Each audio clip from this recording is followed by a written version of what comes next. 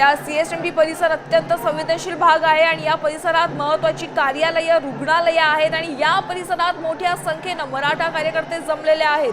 त्यामुळे हायकोर्टाने सरकारला काही निर्देश दिलेत। फ्लोरा फाउंटन सीएसएमटीवरील आंदोलकांना हटवा असे निर्देश त्यांनी दिलेले आहे। शिवाय मरीन लाईन्स परिसरातील आंदोलकांना हटवण्याचे निर्देश हायकोर्टाने दिलेले आहेत। हायकोर्टाने राज्य सरकारला हे निर्देश दिलेले आहेत।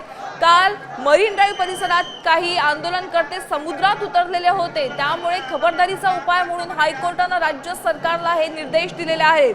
सध्या सीएसएमटी स्थानकावर मोठ्या प्रमाणात मराठा आंदोलक जमलेले आहेत। त्यांचा हा जमाव बघायला मिळतोय। मोठ्या प्रमाणात अगदी पाय ठेवायला देखील जागा नाहीये आणि या संपूर्ण परिस्थितीवर नियंत्रण आणण्यासाठी पोलिसांची मात्र कसरत पाहायला लागते। पोलिसांचं देखील हे आंदोलनकर्ते ऐकत नसल्याचं बघायला मिळते। काही आंदोलनकर्ते चक्क रेल्वेमध्ये घुसून आंदोलन करण्याचा प्रयत्न करतात। हे दोन दृश्यांच्या माध्यमातून पाहतोय। एक दृश्य आहेत जी आझाद मैदान परिसरातली आहेत, ड्रोनच्या माध्यमातून आपण ही दृश्य तुम्हाला दाखवतोय। तो दुसरीकडे पाहताय सीएसएमटी रेल्वे स्थानकावर कशा प्रकारे मराठा आक्रमक झाल्याचं बघायला मिळतंय।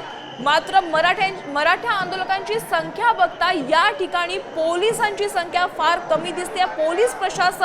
पोलीस प्रशासनाला या जमावावर नियंत्रण आणण्यासाठी अगदी तारेवरची कसरत करावी लागते असं बघायला मिळते।